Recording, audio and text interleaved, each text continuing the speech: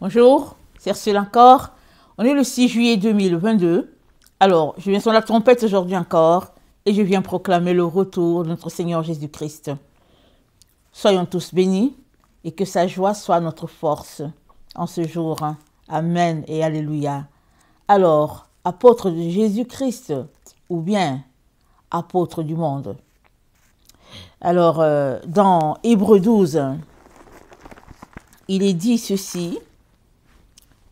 Nous donc aussi, puisque nous sommes environnés d'une si grande nuée de témoins, rejetons tout fardeau et le péché qui nous enveloppe si facilement,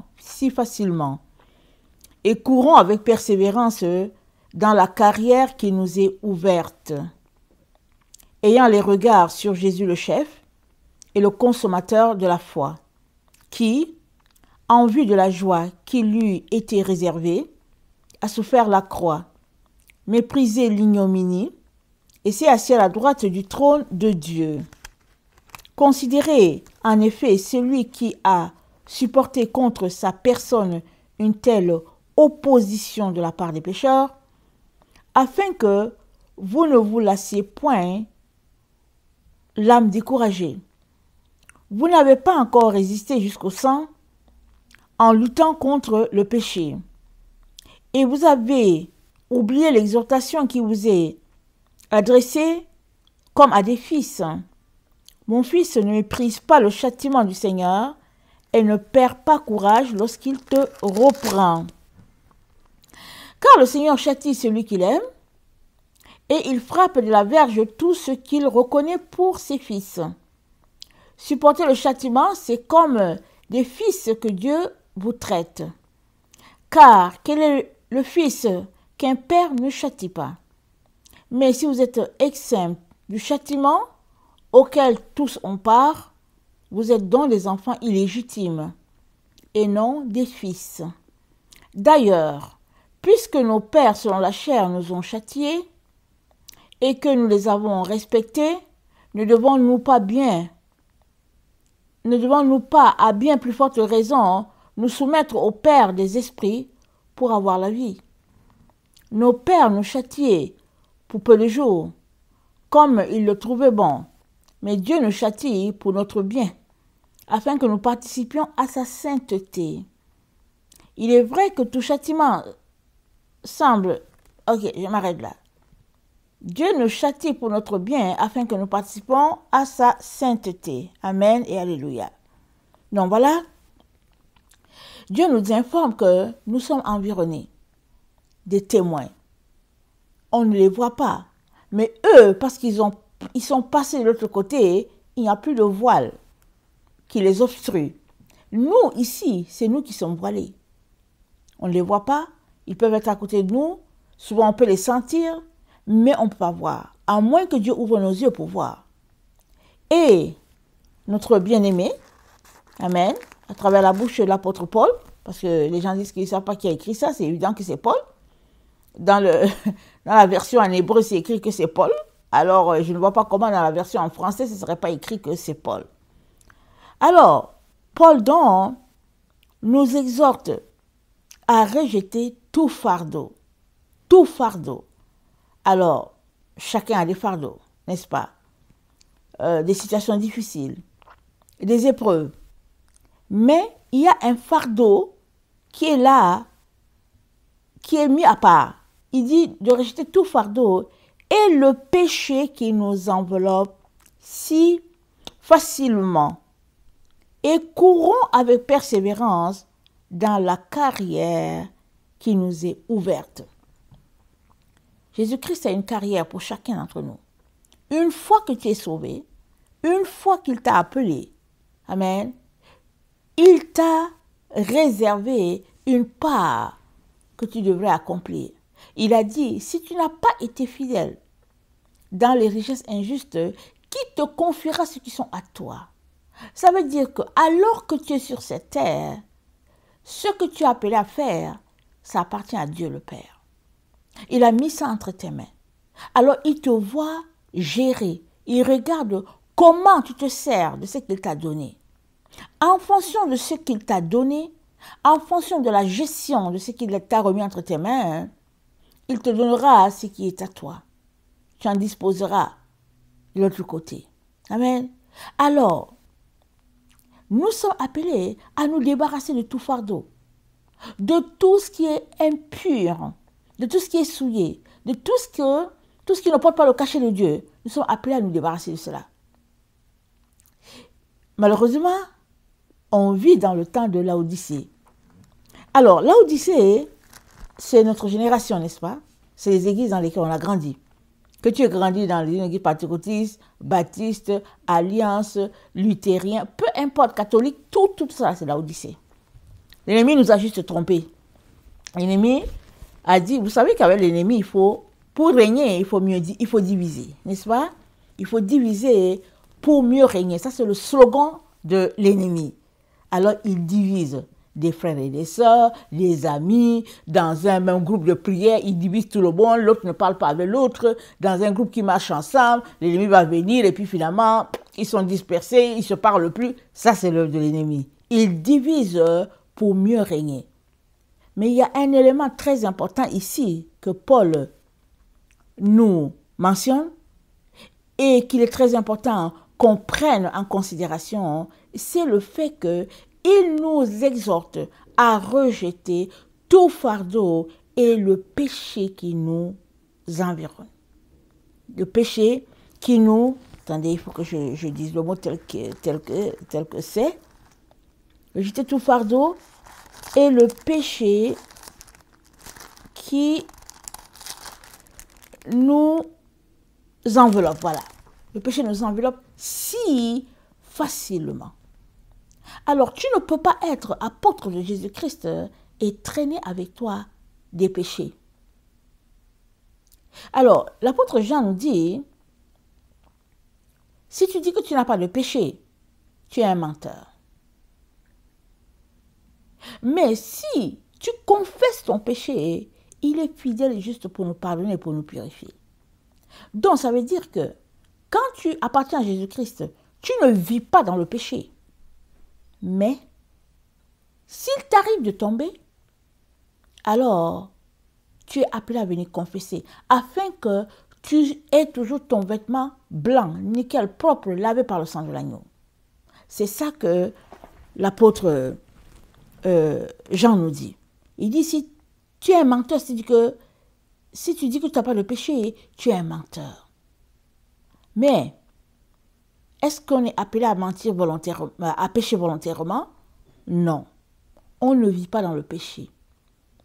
Et si le péché t'est présenté, si tu te rends compte que tu as manqué le but, parce que le péché c'est manquer le but, si tu te rends compte que tu as offensé ton Père, il est très important de demander pardon le plus rapidement, si c'est à l'Éternel que tu as fait du tort. Si c'est à un frère et une sœur, c'est de demander rapidement pardon pour que l'animosité ne reste pas entre vous. Et ce n'est que comme ça que les autres vont voir et vont savoir que c'est vrai, on est les enfants de Dieu. La marche de l'amour. C'est à ça qu'on est appelés, toi et moi, afin de répandre la gloire de Dieu sur cette terre. Alors il nous dit au verset 2, ayant les regards fixés sur Jésus-Christ, le chef et le consommateur de la foi, qui en vue de la joie qui lui a été réservée, a souffert la croix, méprisé l'ignominie et s'est assis à droite du trône de Dieu. Il a souffert la croix pour toi et moi. Il l'a souffert. Et tout cela parce qu'il a fait fi de tout ce qui est autour de lui, tout le bien-être dans lequel il pouvait se retrouver. Il a fait fi de cela pour que toi et moi puissions être appelés un jour enfants de Dieu. Alors, Christ est l'exemple parfait de quelqu'un qui s'est dépouillé complètement pour que nous puissions être, ou bien pour que nous puissions avoir l'expérience divine. Amen. Mais maintenant, comment est-ce que toi et moi vivons-nous? Comment vivons-nous notre foi? Sommes-nous de ces chrétiens qui, au fait, sommes sauvés par grâce, si bien que on pêche et puis la vie continue? Ou bien on pêche et puis Quand on vient prier, on dit, oh Seigneur, pardonne-moi pour les péchés que j'ai faits, et puis on ne le nomme pas, et puis on continue. Quel type de chrétiens sommes-nous? Parce que on est dans les temps où tout ce qui n'est pas de Dieu sera réprimé. Tout, parce que la seule chose qui va demeurer, c'est ce qui est de Dieu. Pourquoi? Parce qu'il a dit, le ciel et la terre passeront. Ils passeront, mais jamais ma parole ne passera. Si la parole de Dieu est en toi, jamais tu ne passeras. Ce qu'on doit comprendre, c'est que toutes les personnes qui ont la parole de Dieu ancrée en elles ne passeront pas. Parce que la parole de Dieu, elle est vie. Elle est vivante. Alors, elle ne peut pas passer. Dans quelle catégorie te trouves-tu? Ceux-là qui ont la parole en eux et qui ne mourront pas, ou bien ceux-là qui n'ont pas du tout la parole en eux et qui ont besoin de la recevoir. Peut-être réussiront-ils à la recevoir si toi et moi nous prêchons, ou bien ceux-là qui font croire aux gens qu'ils ont la parole, et en arrière, ils ne marchent pas, ils ne vivent pas selon la parole. Dans quelle catégorie te trouves-tu? Parce que si tu es dans la première catégorie, qui a la catégorie où la parole est ancrée en nous, alors, gloire à Dieu, tu vivras éternellement quand ce monde sera détruit. Si tu es dans l'autre catégorie qui ne connaît pas du tout le Seigneur, alors je prie que tu puisses le rencontrer, amen, que tu puisses connecter à Jésus, et toi aussi tu vivras éternellement, sinon ce sera la mort éternelle. Mais si tu es dans la catégorie des gens qui vivent pour les autres, qui font croire qu'ils ont la parole, ou bien qui ont la parole selon leur entendement, alors tu es la personne la plus malheureuse de la terre. Parce que tu dis être avec Jésus, mais tu ne marches pas selon Jésus. Les seules personnes que Jésus dit connaître, ce sont les personnes qui mettent en pratique la parole. Rappelons-nous, les 10 vierges. 5 avaient des réserves.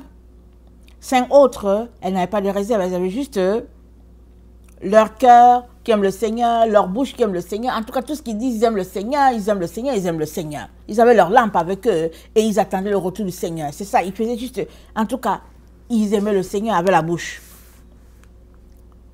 Quand on a annoncé que l'époux était là, alors les 10 sont partis et finalement, les 5 dites folles se sont rendues compte qu'elles ne pouvaient pas tenir et elles n'ont pas reçu non plus de l'aide des autres parce que les autres ont compris que sur cette terre-ci, il ne faut pas être fou, n'est-ce pas? Il ne faut pas être folle.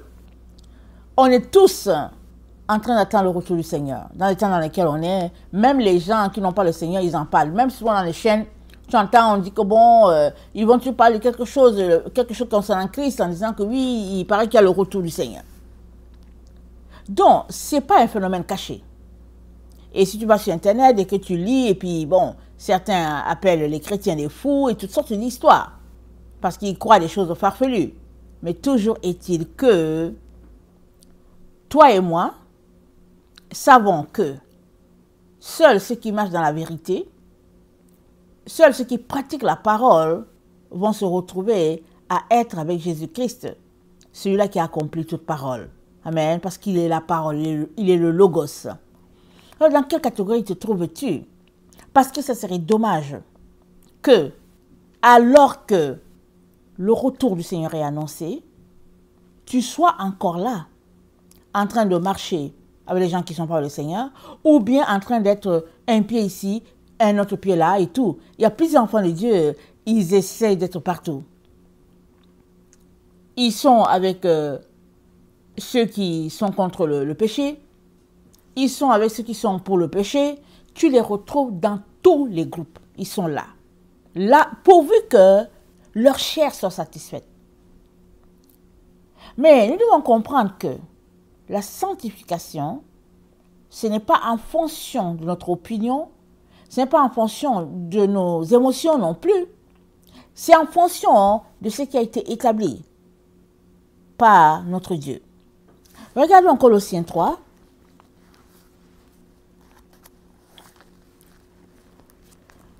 Ça dit ceci. Faites donc mourir les membres qui sont sur la terre. L'impudicité, l'impureté, les passions, les mauvais désirs et la cupidité qui est une idolâtrie. C'est à cause de ces choses que la colère de Dieu vient sur les fils de la rébellion, parmi lesquels vous marchiez autrefois, lorsque vous viviez dans les péchés, dans ces péchés. Mais maintenant, renoncez à toutes ces choses, à la colère, à l'animosité, à la méchanceté, à la calomnie, aux paroles déshonnêtes, qui pourraient sortir de votre bouche. Ne mentez pas les uns aux autres, vous étant dépouillés du vieil homme et de ses œuvres, et en revêtu l'homme nouveau qui se renouvelle dans la connaissance selon l'image de celui qui l'a créé. Amen. Il y a plusieurs enfants de Dieu qui jouent au jeu de la ruse. Ils jouent à être des enfants corrects. Devant les gens, ils font tout pour être corrects. Quand ils sont dans leur maison, ils passent le temps à insulter les autres. Ils insultent les autres. Et puis, quand ils sont loin du regard des autres, ils s'éclatent chez eux. Ils se disent, mais ici chez moi, je peux faire ceci, je peux faire cela. Et ils sont là, ils se cachent dans leur péché. Mais on ne peut pas te ruser avec Dieu. Tu peux te ruser avec les gens qui sont autour de toi. Mais tu ne peux pas te ruser avec Dieu. Pourquoi? Parce que chacun va se tenir devant le tribunal de Christ. Alors, à quoi cela t'aura-t-il servi? De dire que tu es un serviteur de Jésus-Christ, un ami de Jésus-Christ, un enfant de Jésus-Christ, si à la fin Jésus-Christ te dit qu'il ne te connaît pas, comme il l'a dit aux folles. Alors, plusieurs enfants de Dieu marchent dans la ruse. Ils essaient de cacher leur caractère pour se faire passer pour des personnes qui sont clean. Et Dieu, malheureusement, il voit tout. Quand je dis malheureusement, c'est malheureusement pour la personne qui essaie de jouer à un double jeu. Alors, regardons ce que Job nous dit. On garde la main sur le texte de Colossiens, n'est-ce pas? Job nous dit, c'est Job 5, dans le verset 12, il dit, parlant de Dieu, Job 5, 12, il anéantit les projets des hommes rusés. Il anéantit les projets des hommes rusés et leurs mains ne peuvent les accomplir. Il prend les sages dans leur propre ruse et les desseins des hommes artificieux sont renversés. Il rencontre les ténèbres au milieu du jour. Ainsi, il rencontre les ténèbres au milieu du jour, il tâtonne en plein midi comme dans la nuit. Ainsi, Dieu protège le faible contre leurs menaces et le sauve de la main des puissants. Amen. Si tu es faible, sache que Dieu te protège. Mais si tu es fort, parce que tu dis que tu es fort, tu es arrogant, il n'y aura pas de protection pour toi parce que Dieu résiste aux orgueilleux. Mais si tu es faible, la catégorie des gens qui ont toujours besoin de Dieu, Dieu te protège contre de telles personnes. Une personne artificielle ou bien des hommes artificieux, une personne artificielle, c'est une personne qui est portée vers le mal. C'est une personne qui pratique le mal d'une manière vraiment, en tout cas, assez subtile. C'est-à-dire, elle a l'art d'exceller dans le mal, de telle manière qu'elle te fait tomber. Alors, il dit, Dieu anéantit les projets des hommes rusés. Qu'est-ce que ça veut dire, être rusé? Je suis allée regarder dans Wikipédia. Alors, ça veut dire une personne qui présente une image fausse d'elle-même, alors qu'en réalité, c'est une autre personne. Okay? Elle te présente l'image qu'elle veut que tu vois d'elle, alors qu'en réalité, elle est une autre personne. Les personnes narcissiques, elles sont comme ça.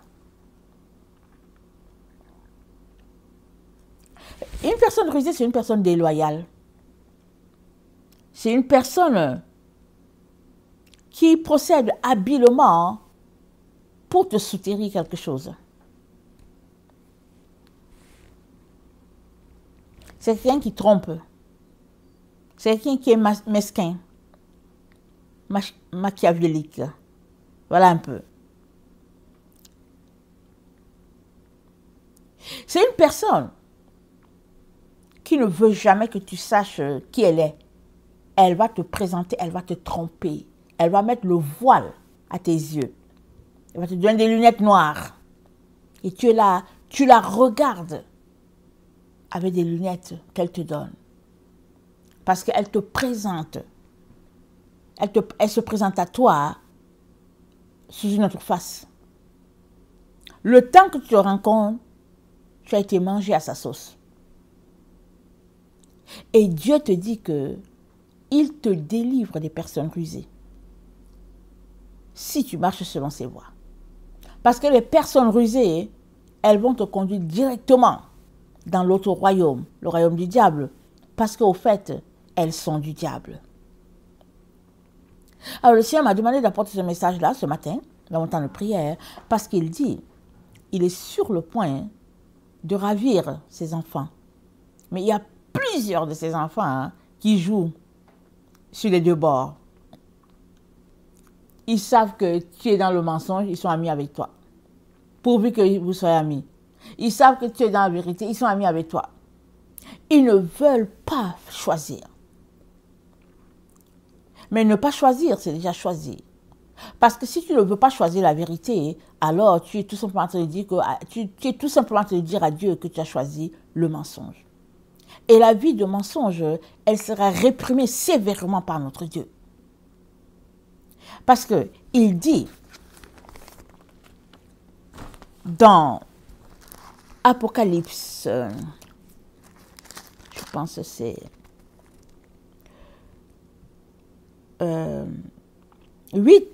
Apocalypse 21, le verset 8, il dit, mais les lâches, les incrédules, les abominables, les meurtriers, les impudiques, les enchanteurs, les idolâtres et tous les menteurs, leur part sera dans les temps ardents le feu. Et le soufre, c'est qui est la seconde mort. Alors, il dit tous les menteurs, leur part sera dans les temps ardents le feu. Une personne rusée, c'est une personne menteuse. Elle ment. Elle ment à elle-même et puis elle ment aux autres. Elle ment à elle-même parce qu'elle se convainc qu'elle est avec Jésus-Christ. Alors qu'en réalité, elle n'est pas avec Jésus parce que ses actions montrent qu'elle est avec le diable. La Bible dit, vous les reconnaîtrez à leurs fruits. La Bible dit, cueille-t-on des raisins sur les épines. Les raisins, c'est quelque chose à manger. Les épines, ça pique, ça saigne même, c'est-à-dire les épines. Les épines, c'est les fruits qui sortent d'un arbre dans les déserts, dans les endroits chauds. Alors, l'arbre l'arbre reste en vie en produisant des épines. Comme ça, elle est capable de survivre dans ce monde de désert. Voilà un peu. Donc, quand un arbre est rempli d'épines, c'est sa manière de survivre. Et le Seigneur dit, est-ce que les fruits, est-ce que le raisin, qui est un fruit, peut se cueillir sur des épines? Il dit, c'est pas possible. On ne peut pas.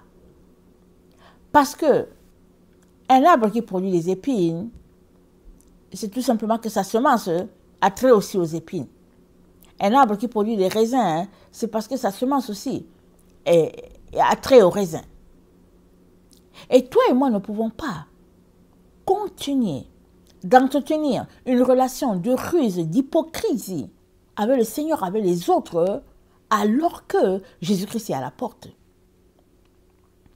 Comment comprendre que des enfants de Dieu, qui se réclament de Dieu, souvent même qui exhortent d'autres personnes, comment comprendre qu'elles soient prises dans cet étau-là?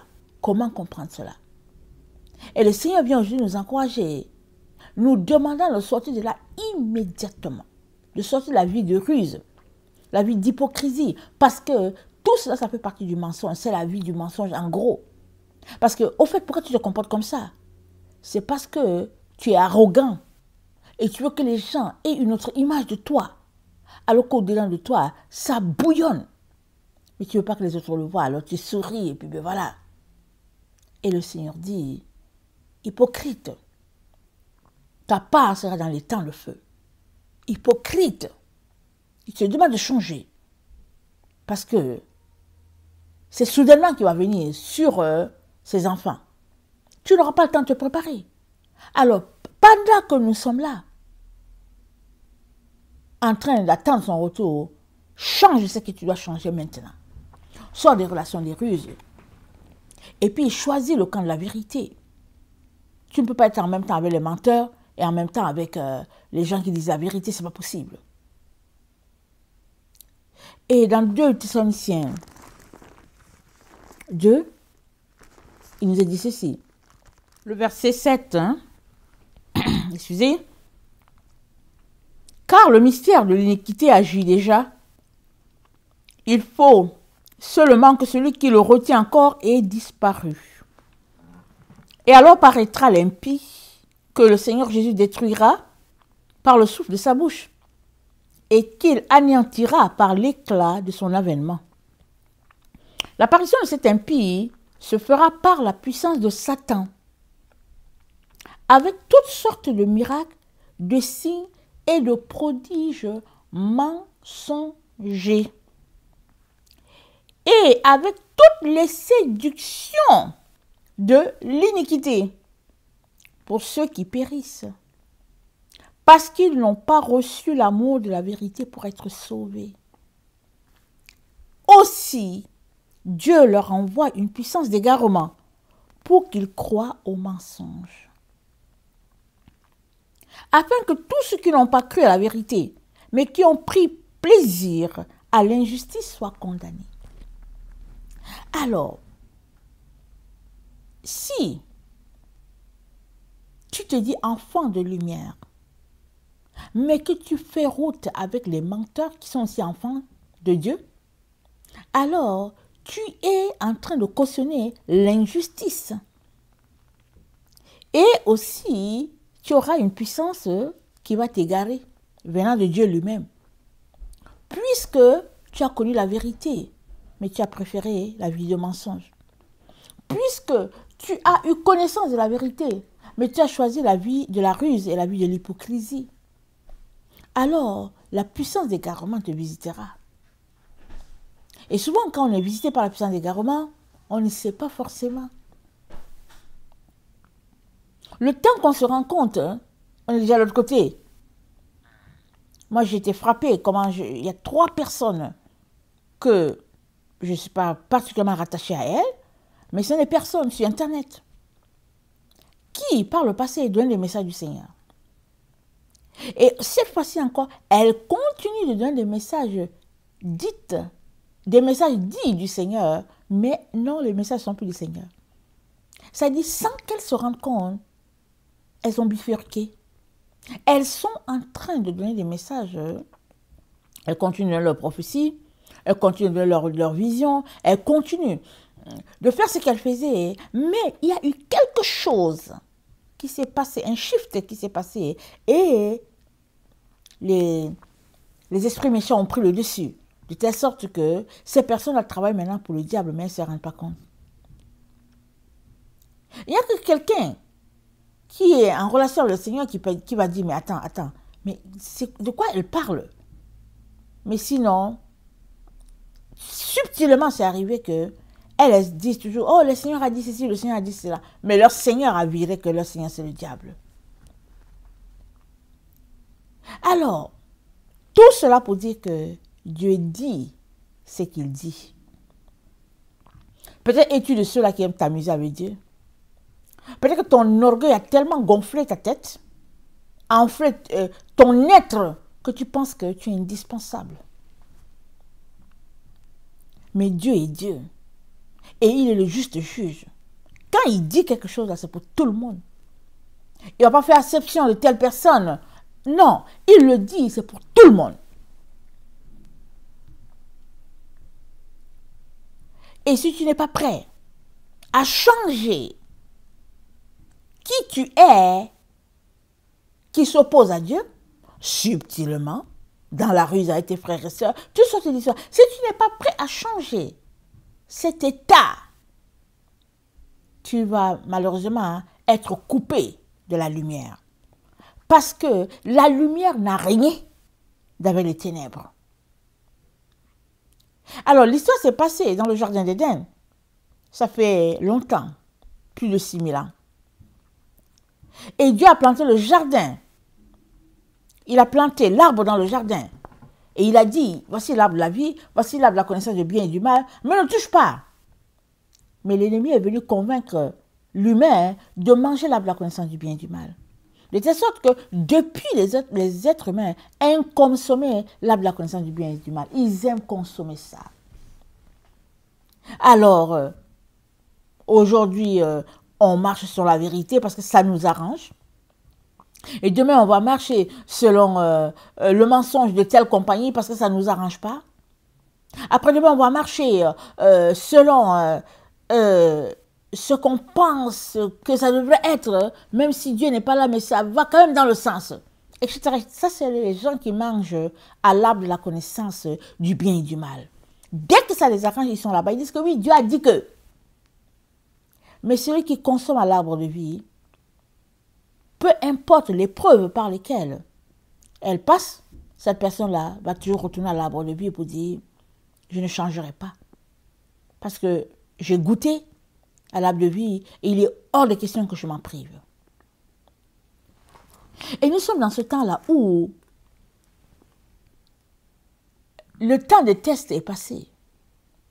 Si depuis longtemps que c'est annoncé que Jésus arrive, tu es toujours là en train de traîner les pattes, peut-être que c'est en train, peut-être que tu es en train de te convaincre toi-même qu'au fait, tu devrais marcher selon qui tu es, c'est-à-dire selon le bien et le mal. Mais si tu es un enfant de lumière, à l'heure où nous sommes là, tu devrais être dans la lumière à 100%.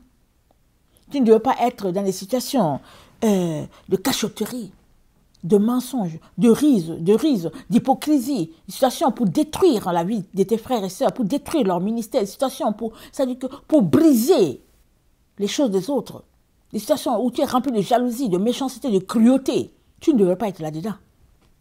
Mais les enfants de Dieu, ils sont là-dedans. Et puis ils sont là, et puis tu les vois, et puis ils sourient avec toi et tout ça, alors que dans le fond, ils te lancent des flèches sur le dos. Tu es là, tu parles avec eux, dès que tu leur dis au revoir, allez, flèche. Tu ne sais pas qui t'a lancé la flèche. Et si tu sais que tu tournes, que tu te dis c'est la personne, quand tu la regardes, elle a un sourire. Mais Dieu a tout vu. Il est le mais qui voit tout. Et si tu demeures dans cette voie d'hypocrisie, cette voie de ruse, cette voie de mensonge, pour ternir la gloire de Dieu, alors tu vas y couper. Plusieurs sont les apôtres de Satan, mais ils se font passer pour les apôtres de Jésus. Alors ils viennent à toi pour dire bonjour, tu sais mon frère, ma soeur et tout, alors que ils viennent pour renverser ce que Dieu t'a donné. Ils viennent détruire ce que Dieu a mis entre tes mains parce qu'ils sont remplis de jalousie. Ils vont te dire, hey, mais toi, et puis toutes sortes d'histoires.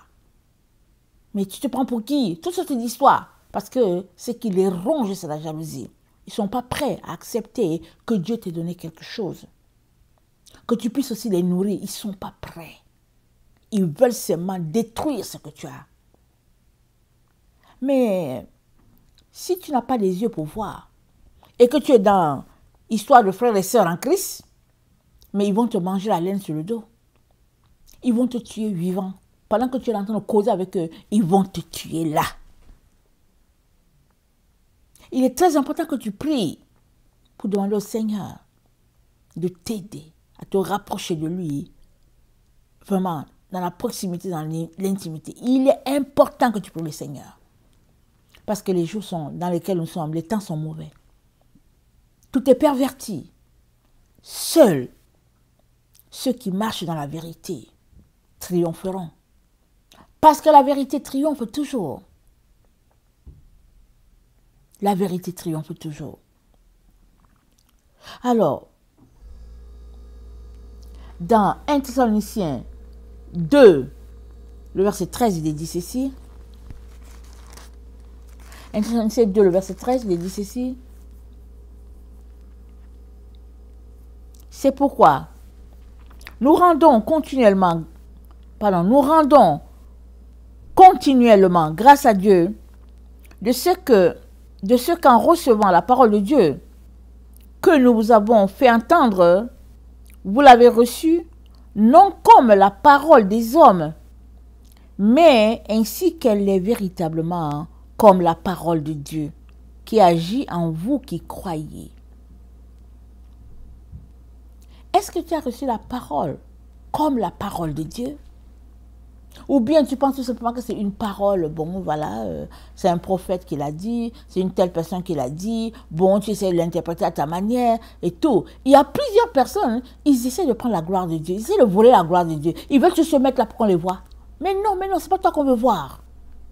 C'est pas toi. La parole de Dieu, si elle est reçue telle qu'elle est, elle a le pouvoir de te transformer. Mais si tu la reçois avec d'autres dispositions, alors ne sois pas étonné qu'elle puisse plutôt te punir, parce que c'est une épée à double tranchant, n'est-ce pas? Une épée à double tranchant. D'un bord, elle est là pour corriger, et puis de l'autre côté, elle est là pour t'enseigner, pour asseoir la vérité divine en toi. Je viens nous encourager à être les apôtres de Jésus-Christ, pas les apôtres de Satan. Parce que les apôtres de Jésus-Christ, ils n'ont rien à voir avec la ruse. Ils sortent là. Mais les apôtres de Jésus-Christ, qui en réalité sont les apôtres de Satan, ils sont juste là pour mettre les bâtons dans les roues des autres. Ils sont aigris. Ça les ronge. Ils s'asseyent, ils se disent, mais comment on va faire pour le faire tomber? Comment on va faire pour la faire tomber? Si tu es vraiment un apôtre de Jésus, tu ne marcheras pas avec quelqu'un qui est dans le péché. Tu ne marcheras pas avec un menteur. Mais si tu es un disciple de Jésus-Christ, un apôtre de Jésus-Christ, et que tu marches avec un menteur, c'est parce que toi-même tu es un menteur, en fait. Tu l'es. Si tu ne l'étais pas, tu ne marcherais pas avec quelqu'un qui est dans le faux. Parce que les vrais enfants de Dieu, les enfants de lumière, ils ne supportent pas les ténèbres. Ils ne supportent pas la méchanceté. Ils ne supportent pas la sorcellerie. Ils ne supportent pas les situations mitigées. Ils ne supportent pas ça, les vrais enfants de Dieu. Ils sont droits de cœur. Ils sont droits d'esprit. Mais si toi, tu es là, tu passes par derrière, c'est parce que ton cœur est dans le mal. Et si tu ne changes pas, cette même parole-là, que tu dis, que tu confesses d'un côté, et puis de l'autre côté, tu passes en arrière pour faire des coups, cette même parole-là te condamnera. Il est temps que tu changes. Il est temps que tu te repentes. Et que tu sois apôtre de vérité. Que le Seigneur bénisse sa parole. Je vous aime beaucoup et Dieu davantage. Maranatha, Jésus revient. Amen et amen.